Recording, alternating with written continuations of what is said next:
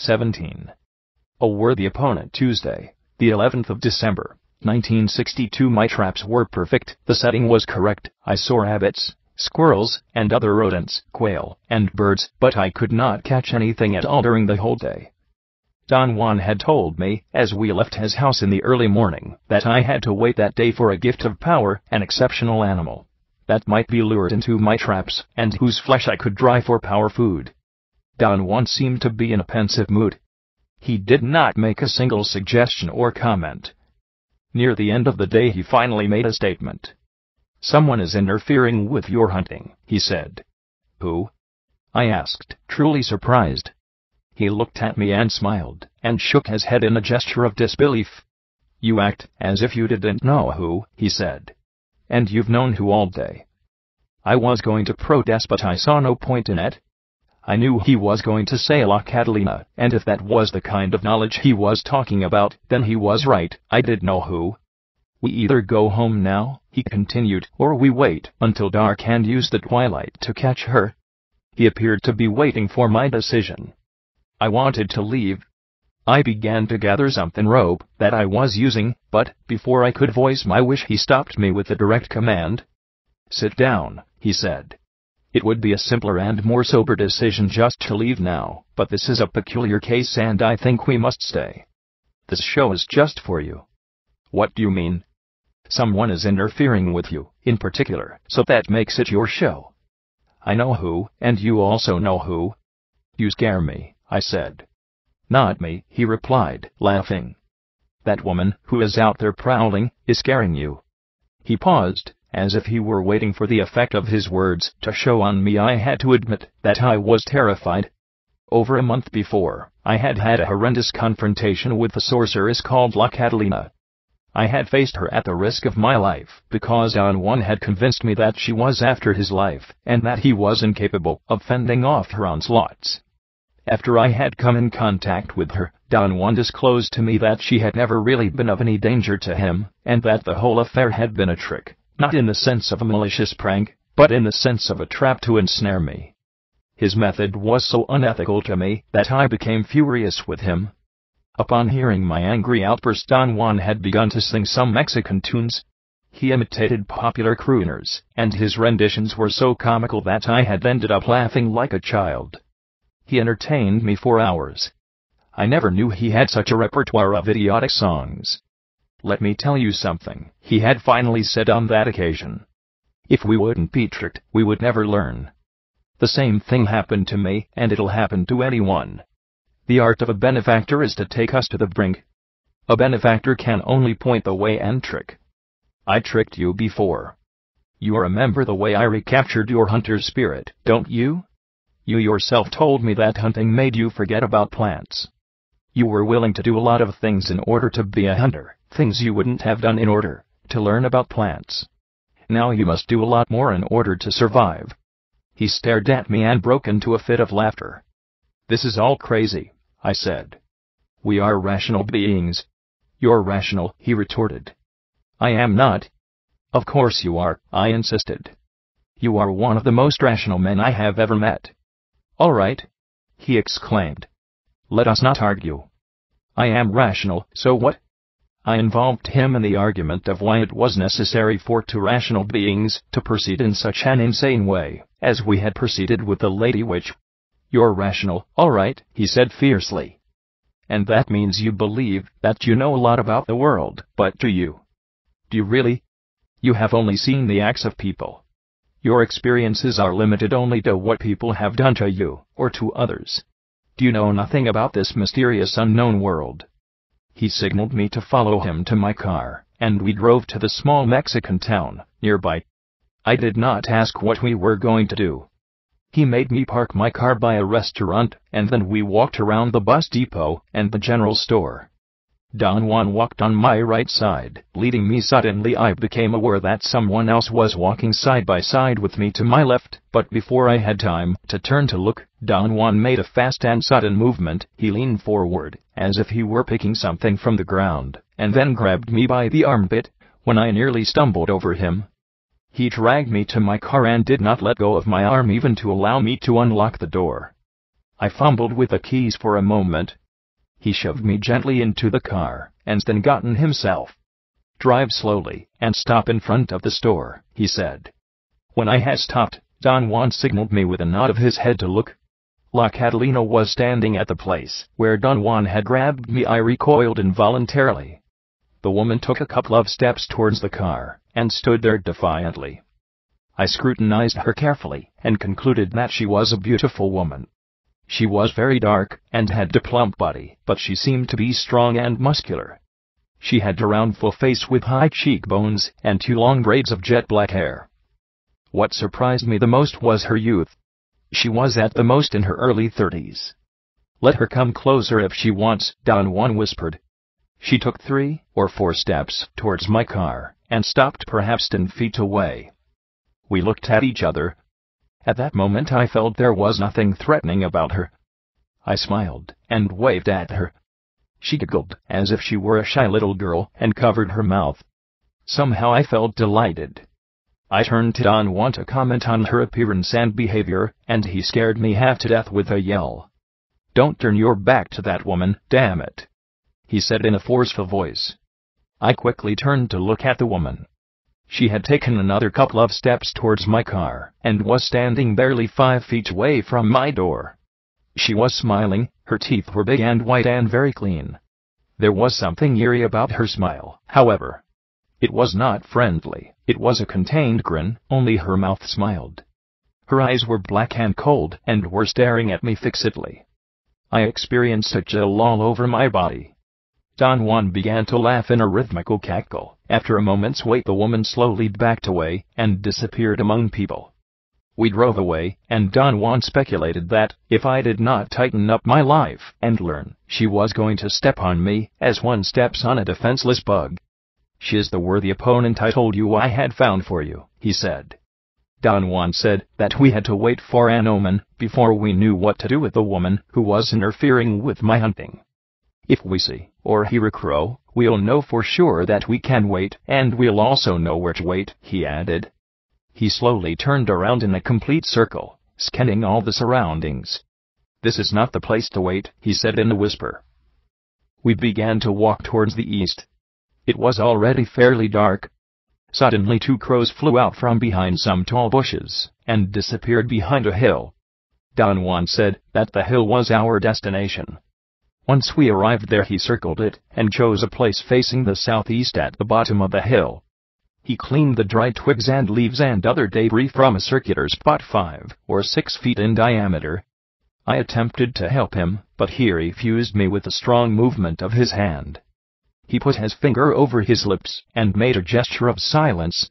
When he had finished, he pulled me to the center of the circle, made me face the south away from the hill, and whispered in my ear that I had to imitate his movements.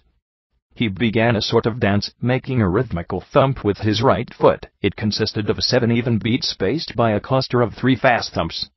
I tried to adapt myself to his rhythm, and after a few clumsy attempts I was more or less capable of reproducing the same thumping. "What's this for?" I whispered in his ear. He told me, also in a whisper, that I was thumping like a rabbit, and that sooner or later the prowler would be attracted by the noise, and would show up to see what was going on. Once I had copied the rhythm, Don Juan ceased to thump himself, but had me continue, marking the pace with a movement of his hand. From time to time he would listen attentively, with his head slightly tilted to the right, seemingly to pick out noises in the chaparral. At one point he signaled me to stop, and he remained in a most alert position. It was as if he were ready to spring up and jump on an unknown and unseen assailant. Then he motioned me to continue the thumping, and after a while he stopped me again. Every time I stopped he listened with such a concentration that every fiber in his body seemed to be tense to the point of bursting. Suddenly he jumped to my side, and whispered in my ear that the twilight was at its full power. I looked around. The chaparral was a dark mess, and so were the hills and the rocks. The sky was dark blue, and I could not see the clouds anymore. The whole world seemed to be a uniform mass of dark silhouettes which did not have any visible boundaries. I heard the eerie distant cry of an animal, a coyote, or perhaps a night bird. It happened so suddenly that I did not pay attention to it.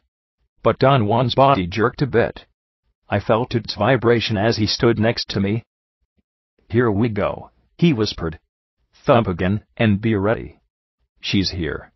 I began to thump furiously, and Don Juan put his foot over mine and signaled me frantically to relax and thump rhythmically. "Don't scare her away," he whispered in my ear. "Calm down and don't lose your marbles." He again began to mark the pace of my thumping, and after the second time he made me stop I heard the same cry again. This time it seemed to be the cry of a bird which was flying over the hill. Don Juan made me thump once more, and just when I stopped I heard a peculiar rustling sound to my left. It was the sound a heavy animal would make while moving about in the dry underbrush. The thought of a bear crossed my mind, but then I realized that there were no bears in the desert. I grabbed onto Don Juan's arm and he smiled at me and put his finger to his mouth in a gesture of silence. I stared into the darkness towards my left, but he signaled me not to. He repeatedly pointed directly above me and then he made me turn around slowly and silently until I was facing the dark mass of the hill. Don Juan kept his finger leveled at a certain point on the hill. I kept my eyes glued to that spot, and suddenly, as if in a nightmare, a dark shadow leaped at me. I shrieked and fell down to the ground on my back. For a moment the dark silhouette was superimposed against the dark blue sky, and then it sailed through the air and landed beyond us, in the bushes. I heard the sound of a heavy body crashing into the shrubs, and then an eerie outcry. Don Juan helped me up and guided me in the darkness to the place where I had left my traps. He made me gather and disassemble them, and then he scattered the pieces away in all directions. He performed all this without saying a single word. We did not speak at all on our way back to his house. "What do you want me to say?" Don Juan asked after I had urged him repeatedly to explain the events I had witnessed a few hours before. "What was it?" I asked. "Do you know damn well who it was?" he said. "Don't water it down with what was it. It is who it was that is important." I had worked out an explanation that seemed to suit me. The figure I had seen looked very much like a kite that someone had let out over the hill, while someone else, behind us, had pulled it to the ground, thus the effect of a dark silhouette sailing through the air perhaps 15 or 20 yards. He listened attentively to my explanation, and then laughed until tears rolled down his cheeks. "Quit beating around the bush," he said. "Get to the point. Wasn't it a woman?" I had to admit that when I fell down and looked up I saw the dark silhouette of a woman with a long skirt leaping over me in a very slow motion. Then something seemed to have pulled the dark silhouette, and it flew over me with great speed and crashed into the bushes. In fact, that movement was what had given me the idea of a kite. Don Juan refused to discuss the incident any further. The next day he left to fulfill some mysterious errand and I went to visit some Yaki friends in another community. Wednesday, the 12th of December, 1962. As soon as I arrived at the Yaki community, the Mexican storekeeper told me that he had rented a record player and 20 records from an outfit in Ciudad Obregón for the fiesta he was planning to give that night in honor of the Virgin of Guadalupe. He had already told everybody that he had made all the necessary arrangements through Julio, the traveling salesman, who came to the Yaki settlement twice a month to collect installments on a layaway plan for cheap articles of clothing which he had succeeded in selling to some Yaki Indians. Julio brought the record player early in the afternoon, and hooked it to the dynamo that provided electricity for the store. He made sure that it worked, then he'd turned up the volume to its maximum, reminded the storekeeper not to touch any knobs, and began to sort the 20 records. "I know how many scratches each of them has," Julio said to the storekeeper. "Tell that to my daughter," the storekeeper replied. "You're responsible, not your daughter. Just the same, she's the one who'll be changing the records." Julio insisted that it did not make any difference to him whether she or someone else was going to actually handle the record player as long as the storekeeper paid for any records that were damaged. The storekeeper began to argue with Julio. Julio's face became red. He turned from time to time to the large group of Yaki Indians congregated in front of the store, and made signs of despair or frustration by moving his hands or contorting his face in a grimace. Seemingly as a final resort, he demanded a cash deposit. That precipitated another long argument about what constituted a damaged record. Julio stated with authority that any broken record had to be paid for in full, as if it were new. The storekeeper became angrier and began to pull out his extension cords. He seemed bent upon unhooking the record player and canceling the party. He made it clear to his clients congregated in front of the store that he had tried his best to come to terms with Julio. For a moment it seemed that the party was going to fail before it had started. Bias, the old Yaki Indian in whose house I was staying, made some derogatory comments in loud voice about the Yaki's state of affairs, that they could not even celebrate their most revered religious festivity, the Day of the Virgin of Guadalupe. I wanted to intervene and offer my help, but Bias stopped me. He said that if I were to make the cash deposit, the storekeeper himself would smash the records. "He's worse than anybody," he said. "Let him pay the deposit. He bleeds us, so why shouldn't he pay?" After a long discussion in which, strangely enough, everyone present was in favor of Julio, the storekeeper hit upon terms which were mutually agreeable. He did not pay a cash deposit, but accepted responsibility for the records and the record player. Julio's motorcycle left a trail of dust as he headed for some of the more remote houses in the locality. Bias said that he was trying to get to his customers before they came to the store, and spent all their money buying booze. As he was saying this, a group of Indians emerged from behind the store. Bias looked at them and began to laugh, and so did everyone else there. Bias told me that those Indians were Julio's customers, and had been hiding behind the store waiting for him to leave. The party began early. The storekeeper's daughter put a record on the turntable, and brought the arm down. There was a terrible loud screech, and a high-pitched buzz, and then came a blasting sound of a trumpet, and some guitars. The party consisted of playing the records at full volume. There were 4 young Mexican men, who danced with the storekeeper's 2 daughters, and 3 other young Mexican women. The Yakis did not dance, they watched with apparent delight every movement the dancers made. They seemed to be enjoying themselves just watching and gulping down cheap tequila. I bought individual drinks for everybody I knew. I wanted to avoid any feelings of resentment. I circulated among the numerous Indians and talked to them, and then offered them drinks. My pattern of behavior worked until they realized I was not drinking at all. That seemed to annoy everyone at once. It was as if collectively they had discovered that I did not belong there. The Indians became very gruff and gave me sly looks. The Mexicans, who were as drunk as the Indians, also realized at the same time that I had not danced, and that appeared to offend them even more. They became very aggressive. One of them forcibly took me by the arm and dragged me closer to the record player. Another served me a full cup of tequila and wanted me to drink it all in one gulp, and prove that I was a macho. I tried to stall them, and laughed idiotically, as if I were actually enjoying the situation.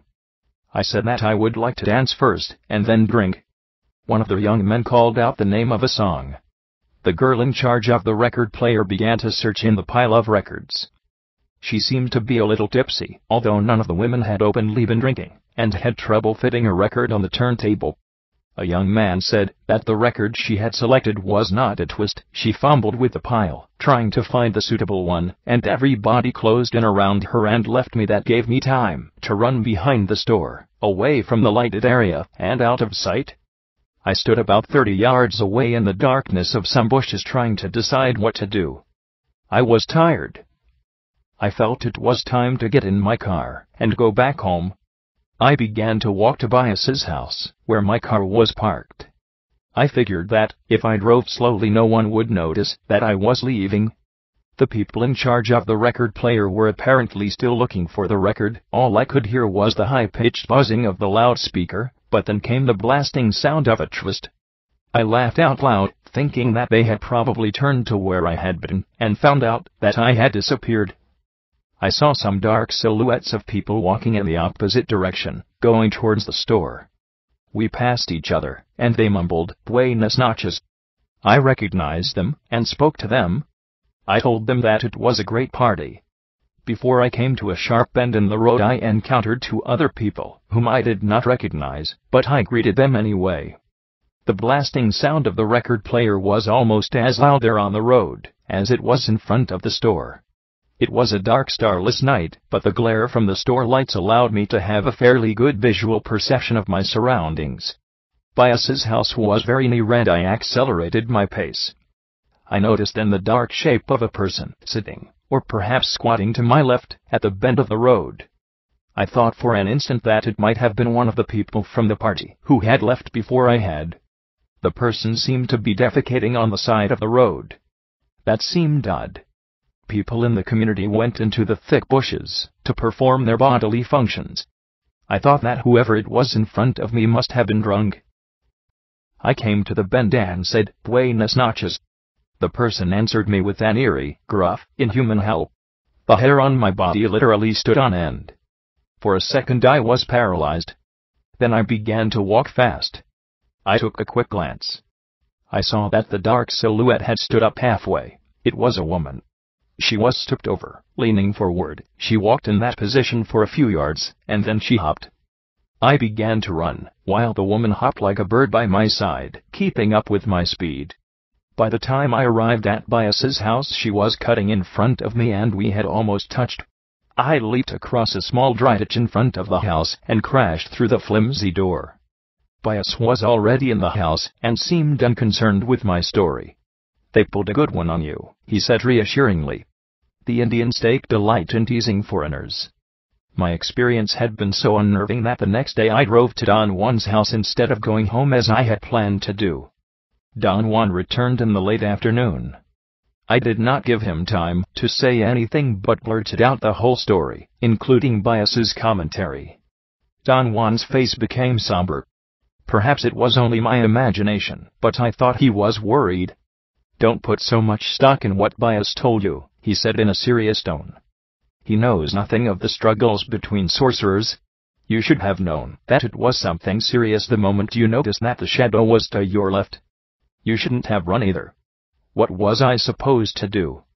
Stand there. Right. When a warrior encounters his opponent, and the opponent is not an ordinary human being, he must make his stand. That is the only thing that makes him invulnerable." "What are you saying, Don Juan?" "I'm saying that you have had your third encounter with your worthy opponent.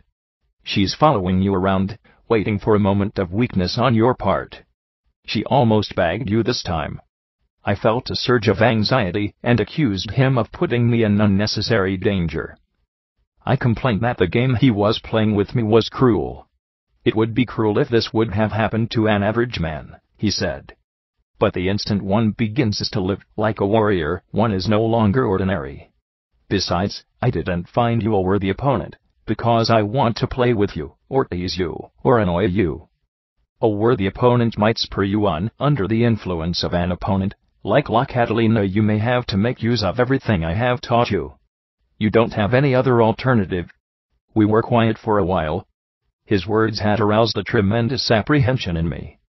He then wanted me to imitate as close as possible the cry I had heard after I had said "Buenas noches." I attempted to reproduce the sound, and came up with some weird howling that scared me. Don Juan must have found my rendition funny. He laughed almost uncontrollably.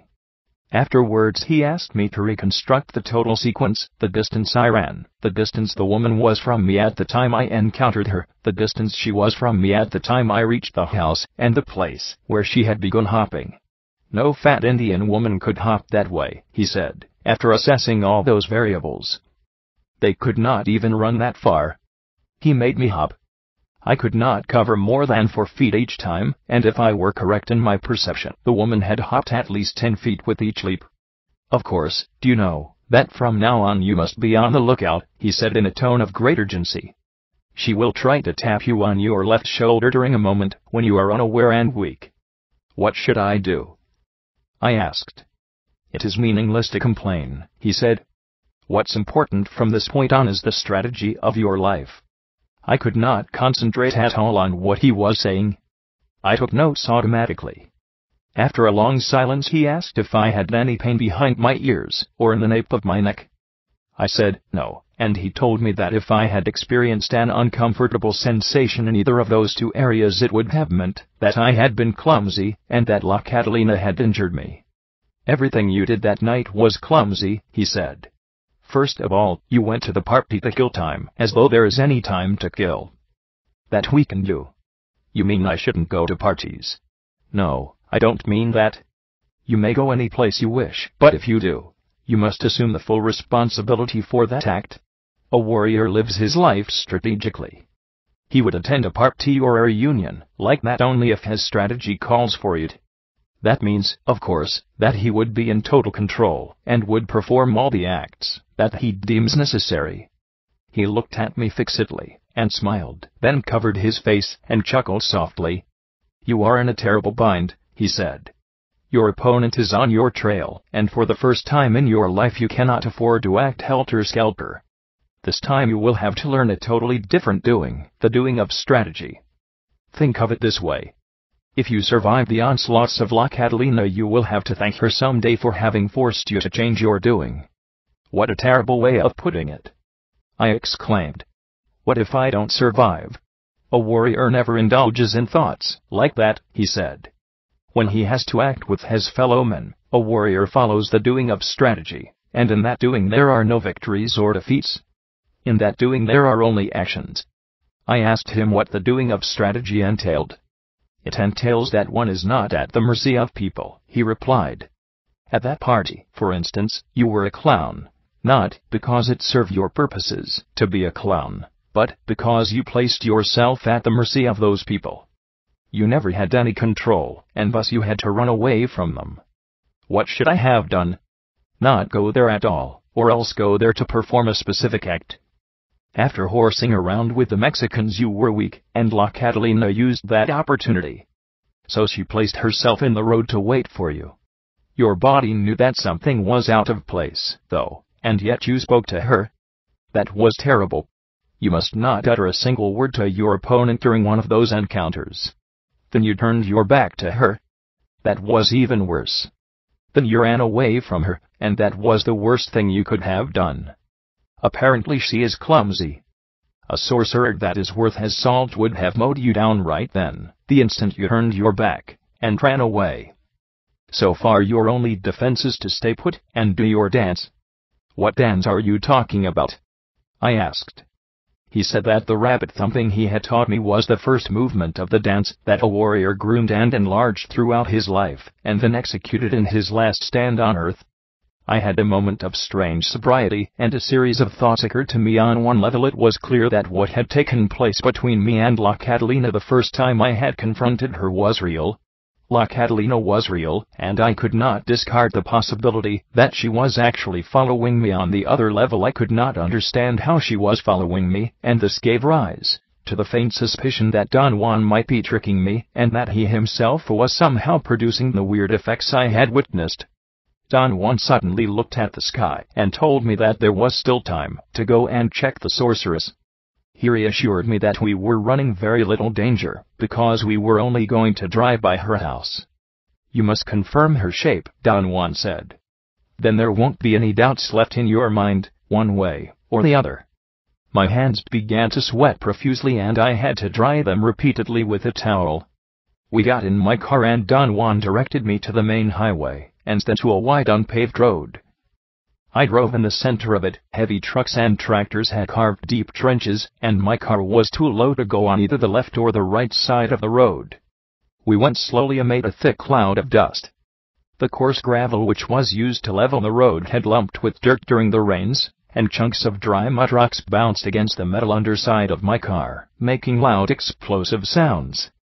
Don Juan told me to slow down as we were coming to a small bridge. There were 4 Indians sitting there, and they waved at us. I was not sure whether or not I knew them. We passed the bridge and the road curved gently. "That's the woman's house," Don Juan whispered to me, as he pointed with his eyes to a white house with a high bamboo fence all around it. He told me to make a U-turn, and stop in the middle of the road, and wait to see if the woman became suspicious enough to show her face. We stayed there perhaps 10 minutes. I thought it was an interminable time. Don Juan did not say a word. He sat motionless, looking at the house. "There she is," he said, and his body gave a sudden jump. I saw the dark foreboding silhouette of a woman standing inside the house, looking through the open door. The room was dark, and that only accentuated the darkness of the woman's silhouette. After a few minutes the woman stepped out of the darkness of the room, and stood in the doorway, and watched us. We looked at her for a moment, and then Don Juan told me to drive on. I was speechless. I could have sworn that she was the woman I had seen hopping by the road in the darkness. About half an hour later, when we had turned onto the paved highway, Don Juan spoke to me. "What do you say?" he asked. "Did you recognize the shape?" I hesitated for a long time before answering. I was afraid of the commitment entailed in saying yes. I carefully worded my reply, and said that I thought it had been too dark to be completely sure. He laughed, and tapped me gently on my head. "She was the one, wasn't she?" he asked. He did not give me time to reply.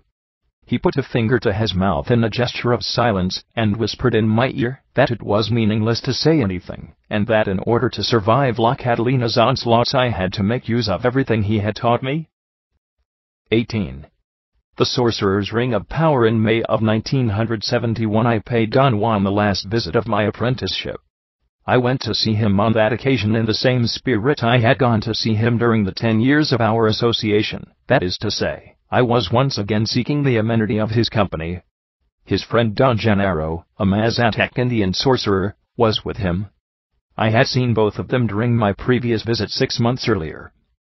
I was considering whether or not to ask them if they had been together all that time, when Don Genaro explained that he liked the northern desert so much that he had returned just in time to see me. Both of them laughed, as if they knew a secret. "I came back just for you," Don Genaro said. "That's true," Don Juan echoed. I reminded Don Genaro that the last time I had been there, his attempts to help me to stop the world has been disastrous for me. That was my friendly way of letting him know that I was afraid of him. He laughed uncontrollably, shaking his body and kicking his legs like a child. Don Juan avoided looking at me and also laughed. "You're not going to try to help me anymore, are you, Don Genaro?" I asked. My question threw both of them into spasms of laughter. Don Genaro rolled on the ground, laughing, then lay on his stomach and began to swim on the floor. When I saw him doing that I knew I was lost. At that moment my body somehow became aware that I had arrived at the end. I did not know what that end was. My personal tendency to dramatization and my previous experience with Don Genaro made me believe that it might be the end of my life. During my last visit to them, Don Genaro had attempted to push me to the brink of stopping the world. His efforts had been so bizarre and direct that Don Juan himself had had to tell me to leave. Don Genaro's demonstrations of power were so extraordinary and so baffling that they forced me to a total re-evaluation of myself. I went home, reviewed the notes that I had taken in the very beginning of my apprenticeship, and a whole new feeling mysteriously set in on me, although I had not been fully aware of it until I saw Don Genaro swimming on the floor. The act of swimming on the floor, which was congruous with other strange and bewildering acts he had performed in front of my very eyes, started as he was lying face down. He was first laughing so hard that his body shook, as in a convulsion, then he began kicking, and finally the movement of his legs became coordinated with the paddling movement of his arms, and Don Genaro started to slide on the ground, as if he were lying on a board fitted with ball bearings. He changed directions various times, and covered the entire area of the front of Don Juan's house, maneuvering around me and Don Juan. Don Genaro had clowned in front of me before, and every time he had done it Don Juan had asserted that I had been on the brink of seeing. My failure to see was a result of my insistence on trying to explain every one of Don Genaro's actions from a rational point of view. This time I was on guard, and when he began to swim I did not attempt to explain or understand the event. I simply watched him. Yet I could not avoid the sensation of being dumbfounded. He was actually sliding on his stomach and chest. My eyes began to cross as I watched him. I felt a surge of apprehension. I was convinced that if I did not explain what was happening I would see, and that thought filled me with an extraordinary anxiety. My nervous anticipation was so great that in some way I was back at the same point, locked once more in some rational endeavor. Don Juan must have been watching me. He suddenly tapped me. I automatically turned to face him, and for an instant I took my eyes away from Don Genaro. When I looked at him again he was standing by me with his head slightly tilted, and his chin almost resting on my right shoulder. I had a delayed startled reaction. I looked at him for a second and then I jumped back. His expression of feigned surprise was so comical that I laughed hysterically. I could not help being aware, however, that my laughter was unusual. My body shook with nervous spasms originating from the middle part of my stomach. Don Genaro put his hand on my stomach, and the convulsion, like ripples, ceased. "This little Carlos is always so exaggerated," he exclaimed, as if he were a fastidious man. Then he added, imitating Don Juan's voice and mannerisms, "Don't you know that a warrior never laughs that way?" His caricature of Don Juan was so perfect that I laughed even harder. Then both of them left together, and were gone for over 2 hours, until about midday. When they returned, they sat in the area in front of Don Juan's house. They did not say a word. They seemed to be sleepy, tired, almost absent-minded. They stayed motionless for a long time, yet they seemed to be so comfortable and relaxed. Don Juan's mouth was slightly opened, as if he were really asleep, but his hands were clasped over his lap, and his thumbs moved rhythmically.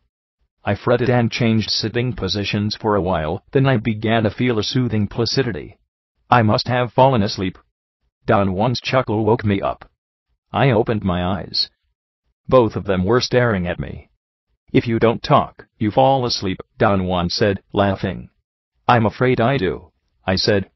Don Genaro lay on his back, and began to kick his legs in the air. I thought for a moment that he was going to start his disturbing clowning again, but he went back right away to his cross-legged sitting position.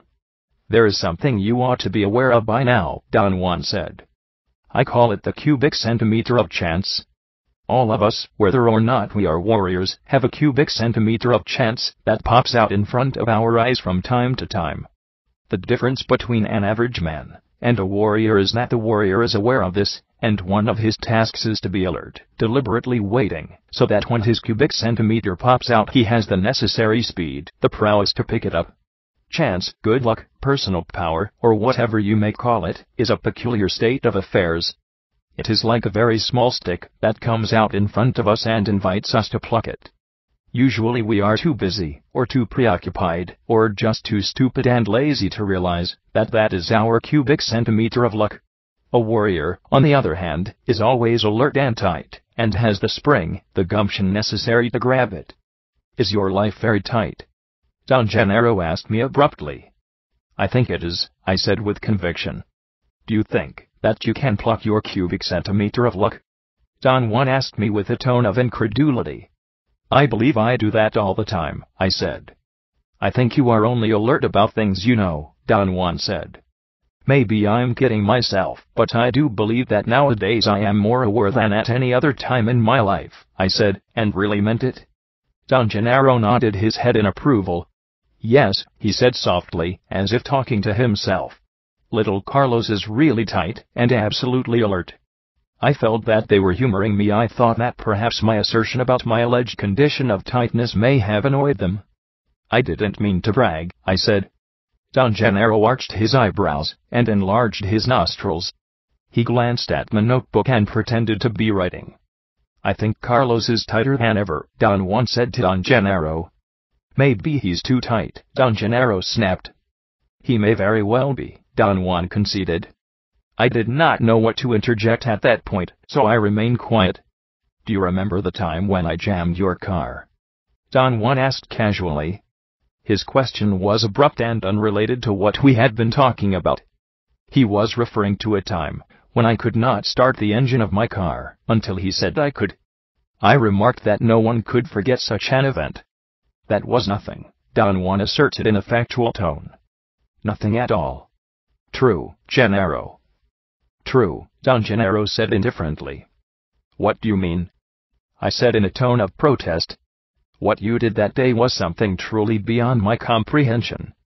"That's not saying much," Don Genaro retorted. They both laughed loudly, and then Don Juan patted me on the back. "Genaro can do something much better than jamming your car," he went on. "True, Genaro." "True," Don Genaro replied, puckering up his lips like a child. "What can he do?" I asked, trying to sound unruffled. "Genaro can take your whole car away," Don Juan exclaimed in a booming voice, and then he added in the same tone, "True, Genaro." "True." Don Genaro retorted in the loudest human tone I had ever heard. I jumped involuntarily. My body was convulsed by 3 or 4 nervous spasms. "What do you mean, he can't take my whole car away?" I asked. "What did I mean, Genaro?" Don Juan asked. "You meant that I can get into his car, turn the motor on, and drive away," Don Genaro replied with unconvincing seriousness. "Take the car away, Genaro," Don Juan urged him in a joking tone. "It's done," Don Genaro said, frowning, and looking at me askew. I noticed that as he frowned his eyebrows rippled, making the look in his eyes mischievous and penetrating. "All right," Don Juan said calmly. "Let's go down there and examine the car." "Yes," Don Genaro echoed. "Let's go down there and examine the car." They stood up, very slowly.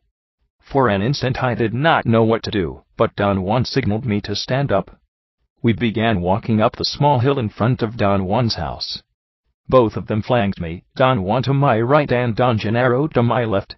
They were perhaps 6 or 7 feet ahead of me, always within my full field of vision. "Let's examine the car," Don Genaro said again.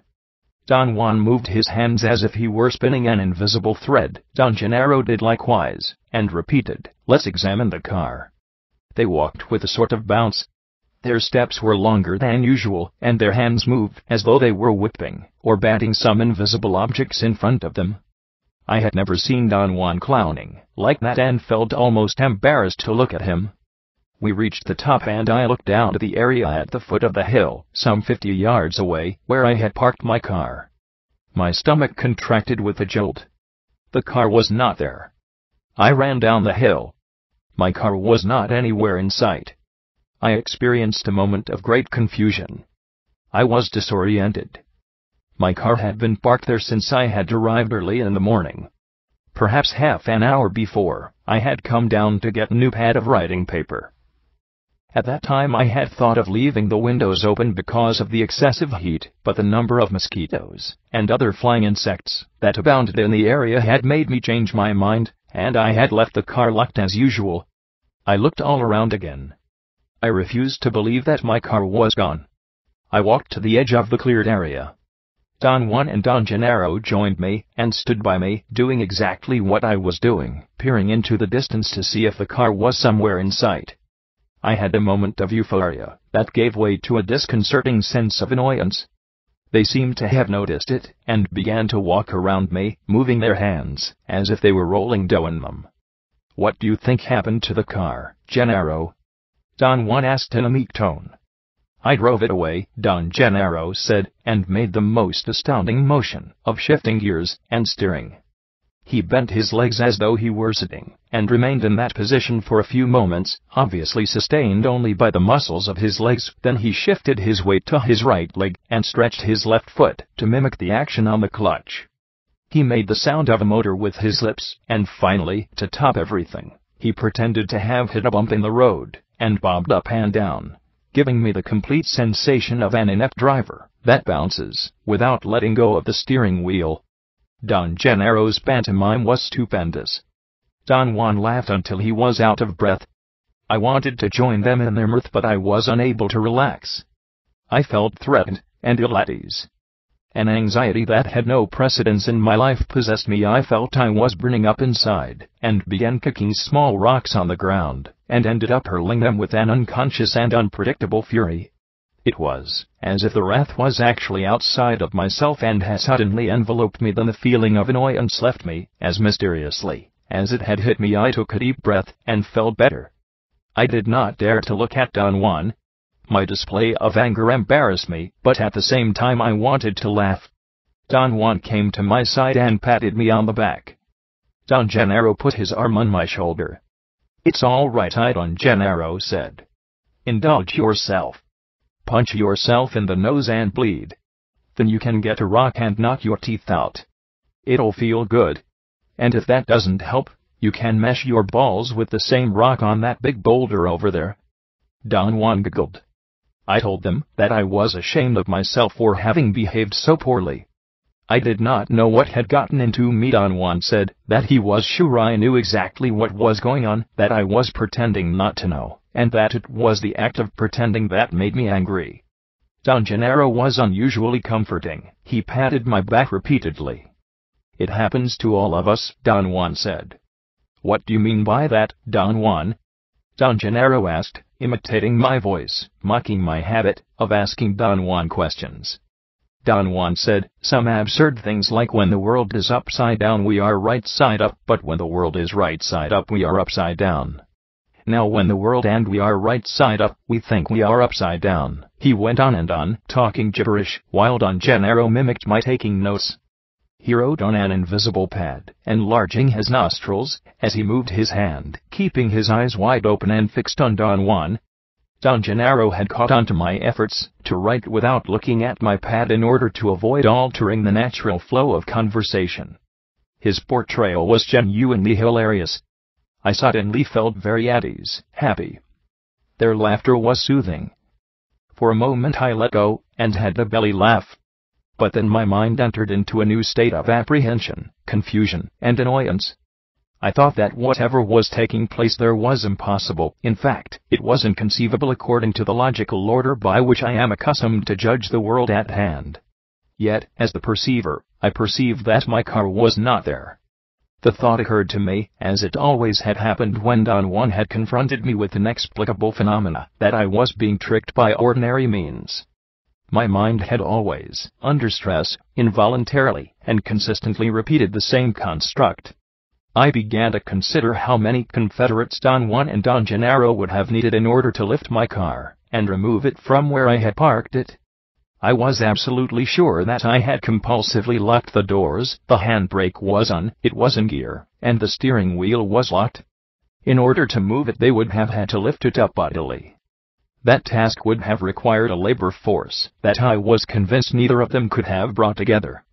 Another possibility was that someone in agreement with them had broken into my car, wired it, and driven it away. To do that would have required a specialized knowledge that was beyond their means. The only other possible explanation was that perhaps they were mesmerizing me. Their movements were so novel to me and so suspicious that I entered into a spin of rationalizations. I thought that if they were hypnotizing me I was then in a state of altered consciousness. In my experience with Don Juan I had noticed that in such states one is incapable of keeping a consistent mental record of the passage of time. There had never been an enduring order in matters of passage of time in all the states of non-ordinary reality I had experienced, and my conclusion was that if I kept myself alert a moment would come when I would lose my order of sequential time. As if, for example, I were looking at a mountain at a given moment, and then in my next moment of awareness I found myself looking at a valley in the opposite direction, but without remembering having turned around. I felt that if something of that nature would happen to me I could then explain what was taking place with my car, as, perhaps, a case of hypnosis. I decided that the only thing I could do was to watch every detail with excruciating thoroughness. "Where's my car?" I asked, addressing both of them. "Where's the car, Genaro?" Don Juan asked with a look of utmost seriousness. Don Genaro began turning over small rocks and looking underneath them. He worked feverishly over the whole flat area where I had parked my car. He actually turned over every rock. At times he would pretend to get angry and would hurl the rock into the bushes. Don Juan seemed to enjoy the scene beyond words. He giggled and chuckled and was almost oblivious to my presence. Don Genaro had just finished hurling a rock in a display of sham frustration when he came upon a good-sized boulder, the only large and heavy rock in the parking area. He attempted to turn it over but it was too heavy and too deeply embedded in the ground. He struggled and puffed until he was perspiring. Then he sat on the rock and called Don Juan to help him. Don Juan turned to me with a beaming smile and said, "Come on, let's give Genaro a hand." "What's he doing?" I asked. "He's looking for your car," Don Juan said in a casual and factual tone. "For heaven's sake. How can he find it under the rocks?" I protested. "For heaven's sake, why not?" Don Genaro retorted, and both of them roared with laughter. We could not budge the rock. Don Juan suggested that we go to the house and look for a thick piece of wood to use as a lever. On our way to the house I told them that their acts were absurd, and that whatever they were doing to me was unnecessary. Don Genaro peered at me. Genaro is a very thorough man, Don Juan said with a serious expression. He's as thorough and meticulous as you are. You yourself said that you never leave a stone unturned. He's doing the same. Don Genaro patted me on the shoulder, and said that Don Juan was absolutely right, and that, in fact, he wanted to be like me. He looked at me with an insane glint, and opened his nostrils. Don Juan clapped his hands and threw his hat to the ground. After a long search around the house for a thick piece of wood, Don Genaro found a long and fairly thick tree trunk, a part of a house beam. He put it across his shoulders, and we started back to the place where my car had been. As we were going up the small hill, and were about to reach a bend in the trail from where I would see the flat parking area, I had a sudden insight. It occurred to me that I was going to find my car before they did, but when I looked down, there was no car at the foot of the hill. Don Juan and Don Genaro must have understood what I had had in mind, and ran after me, laughing uproariously. Once we got to the bottom of the hill, they immediately went to work. I watched them for a few moments. Their acts were incomprehensible. They were not pretending that they were working, they were actually immersed in the task of turning over a boulder to see if my car was underneath. That was too much for me, and I joined them. They puffed and yelled, and Don Genaro howled like a coyote. They were soaked in perspiration. I noticed how terribly strong their bodies were, especially Don Juan's. Next to them I was a flabby young man. Very soon I was also perspiring copiously. Finally we succeeded in turning over the boulder, and Don Genaro examined the dirt underneath the rock with the most maddening patience and thoroughness. "No, it isn't here," he announced. That statement brought both of them down to the ground with laughter. I laughed nervously. Don Juan seemed to have true spasms of pain, and covered his face and lay down as his body shook with laughter. "In which direction do we go now?" Don Genaro asked after a long rest. Don Juan pointed with a nod of his head. "Where are we going?" I asked. "To look for your car," Don Juan said, and did not crack a smile. They again flanked me as we walked into the brush. We had only covered a few yards when Don Genaro signaled us to stop. He tiptoed to a round bush a few steps away, looked in the inside branches for a few moments, and said that the car was not there. We kept on walking for a while, and then Don Genaro made a gesture with his hand to be quiet. He arched his back as he stood on his toes and extended his arms over his head. His fingers were contracted like a claw.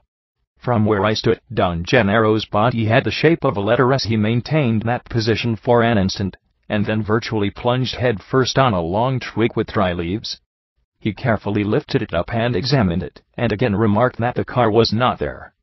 As we walked into the deep chaparral, he looked behind bushes and climbed small palo verde trees to look into their foliage, only to conclude that the car was not there either.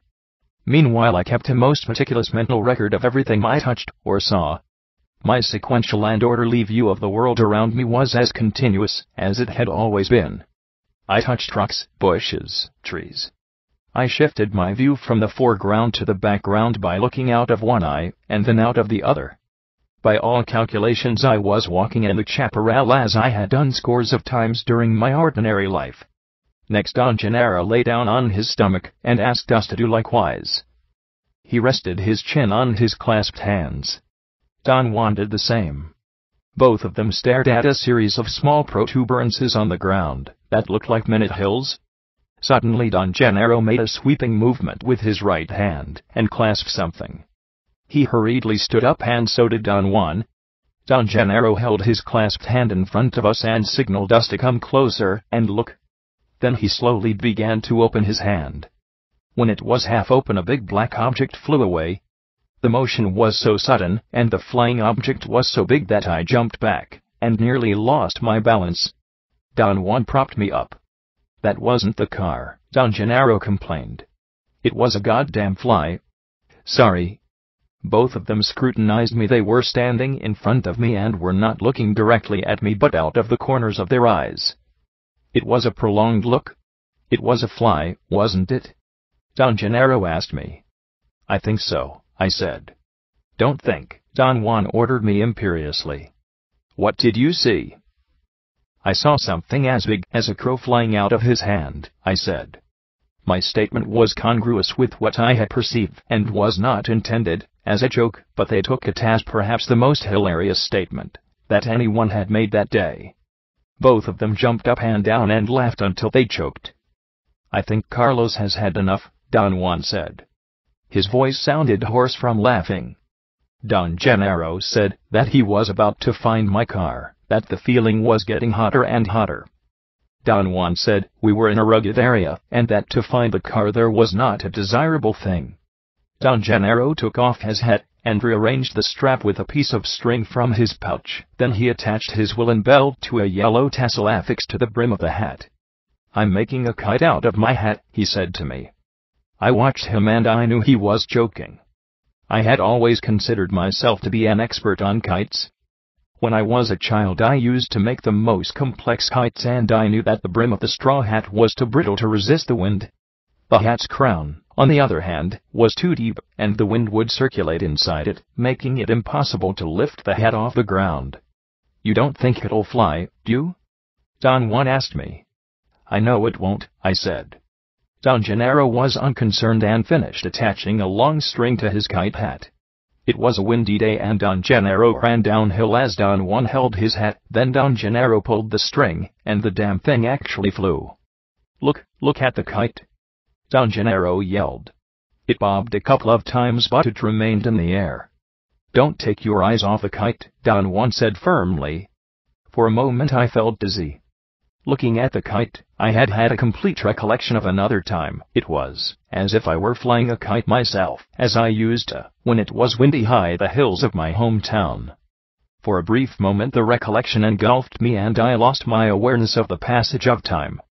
I heard Don Genaro yelling something and I saw the hat bobbing up and down and then falling to the ground, where my car was. It all took place with such speed that I did not have a clear picture of what had happened. I became dizzy and absent-minded. My mind held on to a very confusing image. I either saw Don Genaro's hat turning into my car, or I saw the hat falling over on top of the car. I wanted to believe the latter, that Don Genaro had used his hat to point at my car. Not that it really mattered, one thing was as awesome as the other, but just the same my mind hooked on that arbitrary detail in order to keep my original mental balance. "Don't fight it," I heard Don Juan saying. I felt that something inside me was about to surface. Thoughts and images came in uncontrollable waves, as if I were falling asleep. I stared at the car dumbfounded.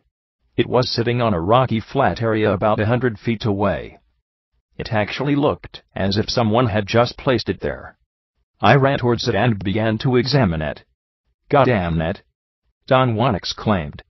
"Don't stare at the car. Stop the world." Then as in a dream I heard him yelling, "Genaro's hat! Genaro's hat!" I looked at them. They were staring at me directly. Their eyes were piercing. I felt a pain in my stomach. I had an instantaneous headache and got ill. Don Juan and Don Genaro looked at me curiously. I sat by the car for a while, and then, quite automatically, I unlocked the door and let Don Genaro get in the back seat. Don Juan followed him and sat next to him. I thought that was strange, because he usually sat in the front seat. I drove my car to Don Juan's house in a sort of haze. I was not myself at all. My stomach was very upset, and the feeling of nausea demolished all my sobriety. I drove mechanically. I heard Don Juan and Don Genaro in the back seat laughing and giggling like children. I heard Don Juan asking me, "Are we getting closer?" It was at that point that I took deliberate notice of the road. We were actually very close to his house. "We're about to get there," I muttered. They howled with laughter. They clapped their hands and slapped their thighs. When we arrived at the house I automatically jumped out of the car and opened the door for them. Don Genaro stepped out first and congratulated me for what he said was the nicest and smoothest ride he had ever taken in his life. Don Juan said the same. I did not pay much attention to them. I locked my car and barely made it to the house. I heard Don Juan and Don Genaro roaring with laughter before I fell asleep.